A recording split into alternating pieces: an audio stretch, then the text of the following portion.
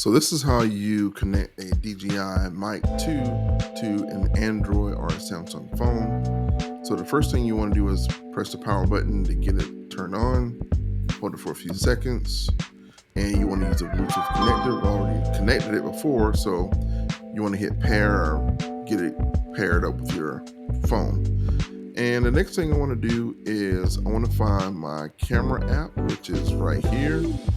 And notice I have it on Pro Video, but let me just show you what happens when I switch it over to video. You can't hear it in this video, but the audio does not work. It just works with just making phone calls for whatever reason. But there's a workaround for that. If you actually put it on Pro Video, you will notice that the audio indicators are going up and down, and it works. And that's a workaround for being able to connect your DJI Mic 2 to your Samsung or Android phone.